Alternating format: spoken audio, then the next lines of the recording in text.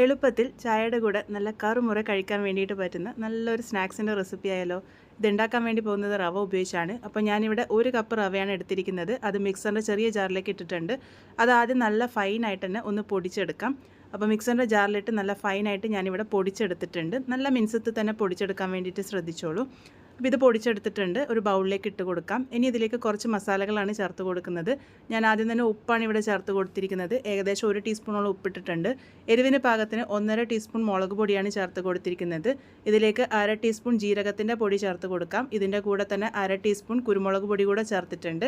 ഇനി ഇതിലേക്ക് 1 ടീസ്പൂൺ എണ്ണയാണ് ചേർത്ത് കൊടുത്തിരിക്കുന്നത്. നല്ല പോലെ തന്നെ ഒന്ന് മിക്സ് ചെയ്തെടുക്കാം. എണ്ണ എല്ലാ ഭാഗത്തേക്കും എത്തുന്ന രീതിക്ക് നല്ലപോലെ മിക്സ് ചെയ്തെടുത്തതിന് ശേഷം ഇനി ഇതിലേക്ക് വെള്ളം ഒഴിച്ചിട്ട് നല്ല സോഫ്റ്റ് ആയിട്ടുള്ള ഡോ നീഡ് ചെയ്തെടുക്കുകയാണ് വേണ്ടത്. കുറച്ചായിട്ട് വെള്ളം ചേർത്ത് നല്ലപോലെ തന്നെ നീഡ് ചെയ്തെടുത്തോളൂ.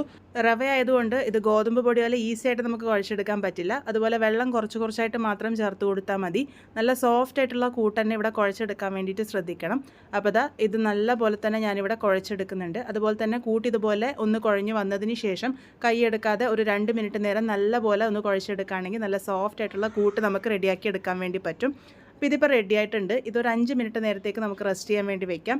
റവ ആയതുകൊണ്ടാണ് ഈ ഒരു റെസ്റ്റിംഗ് ഒക്കെ ചെയ്യുന്നത്. കുറച്ച് സമയം കഴിയുമ്പോൾ ചിലപ്പോൾ അത് ഹാർഡായി തോന്നുന്നുണ്ടെങ്കിൽ മാത്രം കുറച്ച് വെള്ളം ഒഴിച്ച് സോഫ്റ്റാക്കി എടുത്താൽ മതി.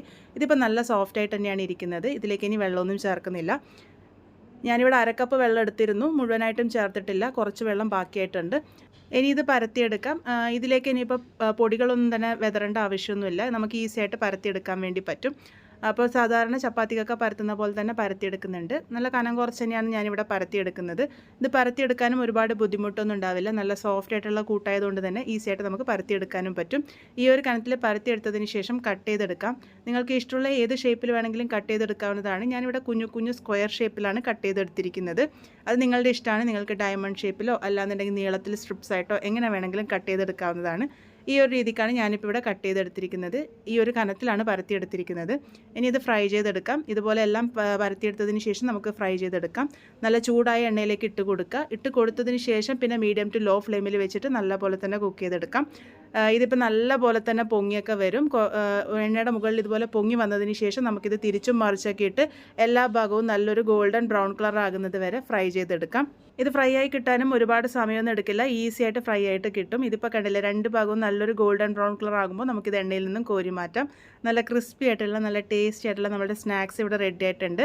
1 കപ്പ് റവ കൊണ്ട് തന്നെ വളരെ എളുപ്പത്തിൽ നമുക്ക് ഒരുപാട് സ്നാക്സ് റെഡിയാക്കി എടുക്കാൻ വേണ്ടി പറ്റും. കുട്ടികൾക്കൊക്കെ ഇപ്പോൾ വെക്കേഷൻ ആയതുകൊണ്ട് തന്നെ അവർ ഇതുപോലെ എന്തെങ്കിലുമൊക്കെ കുറിക്കാൻ ചോദിക്കുമ്പോൾ കൊടുക്കാൻ പറ്റിയ നല്ലൊരു സ്നാക്കാണ്. എന്തായാലും ട്രൈ ചെയ്ത് ഫീഡ്ബാക്സ് ഒക്കെ പറയാൻ മറക്കരുത് കേട്ടോ.